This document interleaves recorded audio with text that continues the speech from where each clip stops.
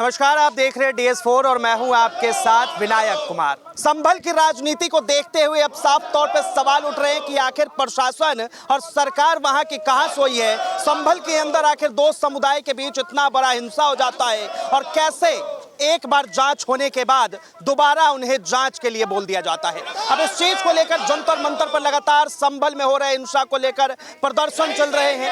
अब इस सिलसिले में बातचीत करते हैं। यहाँ पे तमाम महिलाएं हैं, महिलाएं भी सड़क पे उतरी हैं, इनसे जुड़ेंगे, बातचीत करेंगे। मैम, किस तरह देखती है? देखिए, ये जो है आपने जो इससे पहले ये कहा कि दो समुदाय में तनाव, तो देखिए ये गलत आपने कोट किया है। दो हिस्सों में गुटों में तनाव नहीं है, क्योंकि यहाँ हिंदू मुस्लिम का मुद्दा है ही नहीं। हिंदू मुस्लिम आज हम बहुत मिल के बड़ी शांति और बड़े अमन के साथ रहते हैं, लेकिन ये जो हिंदुत्व पर काम हो रहा है, जो हिंदुत्व मानसिकता के लोग हैं, वो इस काम को करने की पूरी कोशिश कर रहे हैं, बल्कि उस पर अमल हो रहा है और ये लगातार देश को कमज़ोर करने की पूरी कोशिश हो रही है। और देश में रहने वाली जनता को, जो अलग अलग कम्युनिटीज़ से है, ख़ासतौर से मुस्लिम और दलित जो कमज़ोर तबके हैं, उनको जो है लगातार परेशान करने की पूरी कोशिश हो रही है और उनको बदनाम किया जा रहा है। उनके ऊपर ऐसा टैग लगा करके फिट करना चाहती है कि वो सियासत से भी बाहर हों।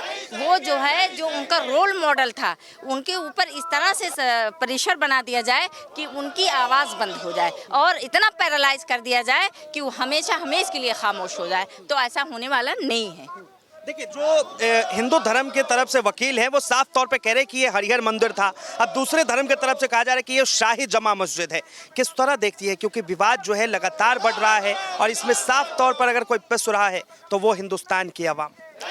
बिल्कुल सही कहा कि आपके हिंदुस्तान की आवाज़ जो है आपने, मैं शुक्रिया अदा करना चाहूँगी कि आपने इस बात को महसूस किया।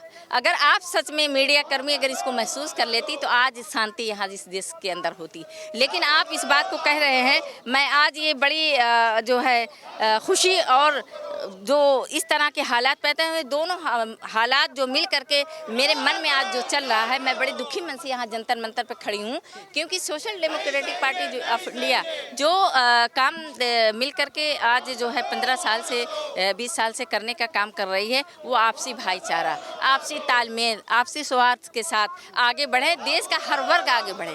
देश में महिलाएं जितने मर्द सक्षम हों उतनी औरतें भी सक्षम हों, लेकिन ये जो है कुछ लोग जो RSS के चिंटू हैं, जो लगातार जो है आज मस्जिद के नाम पर बुनियादी जो मुद्दे हैं उसको गायब कर दिया है। आज देखिए जो है किसान इतना परेशान इतने सालों से, लेकिन उस पर कोई ना सुनवाई हुई ना उस पर कोई चर्चा हो रही है। आज जो नौजवान देश का इतना परेशान है, उनके कंधे इतने कमज़ोर कर दिए गए हैं और अगर कोई आवाज़ भी उनकी ज़बान से निकलती है तो उनको जेल के सलाखों के पीछे कर दिया जाता है। और दूसरी बात यह है कि उनको एजुकेशन से इतनी ज़्यादा महंगी फ़ीस कर दी गई है कि आसानी के साथ कोई गरीब बच्चा नहीं पढ़ सकता है। वहाँ वही लोग पढ़ सकते हैं जो उस तरह की मानसिकता के लोग हैं। और आज आप देख लिए जितने भी इंस्टीट्यूशन हैं उनकी भी जो है दो हिस्सों में बांट दिया गया है और वहाँ भी वो चीज़ नहीं रहेगी जो हम पहले देखा करते थे। तो ये नौजवानों पर बात होनी चाहिए, आज महिलाओं पर बात होनी चाहिए, रोज़गार पर बात होनी चाहिए थी, लेकिन इनको छोड़ करके सिर्फ उनके पास कोई काम किया तो नहीं है ना। इतने सालों में 15 साल में कोई काम देश के अंदर हुआ ही नहीं है, तो इसलिए उनके पास कोई जो है मुद्दा ही नहीं है कि वो किस पे बात करें। तो इसलिए इस तरह के मुद्दे को ला करके जहन को डाइवर्ट किया जा रहा है।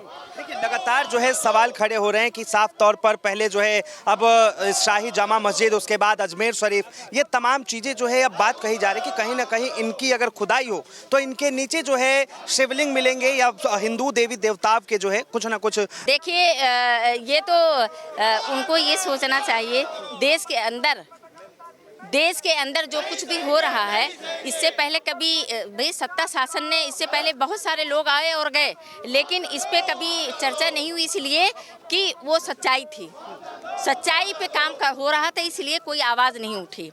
और जो वर्शिप एक्ट जो बनाया गया कि 47 के बाद जो पहले जितनी भी इमारतें इबादत गाहें हैं उस पर कोई भी कार्रवाई नहीं होगी, उस पर आवाज़ नहीं उठेगी, एज इट इज़ रहेगी, तो उसका ज़बरदस्त वायलेशन हो रहा है। क्यों हो रहा है, मैं ये सवाल पूछना चाहती हूँ, क्यों हो रहा है?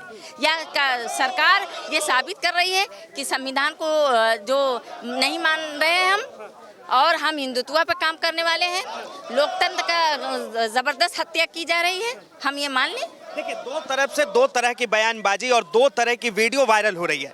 एक तरफ से पत्थर चलाते हुए का वीडियो, दूसरी तरफ से कहा जा रहा है कि प्रशासन ने गोली चलाई। तो किसे आप मानती हैं कि पहले पत्थर चला या गोली चला? नहीं, पहले और बाद की तो बात ही यहाँ नहीं है। वहाँ 5 बजे पहुँचने का क्या मतलब है? और वहाँ पर जय श्री राम का जो है, अगर नीयत साफ अगर होती तो एक दिन जो 19 तारीख को हो गया था सर्वे, दोबारा कराने की ज़रूरत नहीं थी। और उसके बाद जय श्री राम के नारे लगाकर वहाँ भीड़ को लेकर पहुँचने की ज़रूरत नहीं थी। तो इससे संदेह पैदा हो रहा है। देखिए, ये भी कहा गया कि वहाँ पर 2-3 दिन पहले से लोगों को इकट्ठा किया गया, पत्थर इकट्ठा किए गए ताकि वहाँ पर प्रशासन के लोग आए और उसके बाद जो है वो लोग पत्थरबाजी शुरू करने वाले लोग ये बोलेंगे क्या? कश्मीर वाले स्टाइल में पत्थरबाजी। भाई, करने वाले लोग ये मानेंगे, ये कहेंगे कि हाँ हमने किया है, हमारी गलती है? नहीं ना कहेंगे। तो अपने झूठ को, अपने ऐप को छुपाने के लिए तो काम करेंगे ना। वो तो कहेंगे, झूठ बोलेंगे लगातार। लेकिन इस पे तो संज्ञान उच्च न्यायालय को लेना है, सरकार को लेना चाहिए, मोदी सरकार को लेना चाहिए इस पे। समाजवादी पार्टी ने ऐलान किया है कि जो भी मृतक है उनके परिवारों को 5-5 लाख रुपए का मुआवजा मिलेगा। हम तो 50 लाख का, हम 50 लाख का मुआवजे की जो है मांग करते हैं कि जो मारे गए हैं, जिनका मर्डर हुआ है, जिनके बच्चों को, उनके जो है फैमिलीज को 50 लाख रुपए सरकार दे। चलिए, बहुत बहुत धन्यवाद तमाम जानकारी के लिए। तो साफ तौर पे आपने आम जनता की राय सुनी। बहरहाल जिस तरह से संभल हिंसा को लेकर लगातार दिन प्रतिदिन विवाद बढ़ते जा रहा है, अब इस चीज को लेकर दिल्ली में भी प्रोटेस्ट जारी है। बहरहाल इस चीज को लेकर आप क्या सोचते हैं, अपनी प्रतिक्रिया जरूर दें। फिलहाल के लिए इतना ही। ऐसे ही तमाम खबरों के लिए देखते रहें DS4 न्यूज।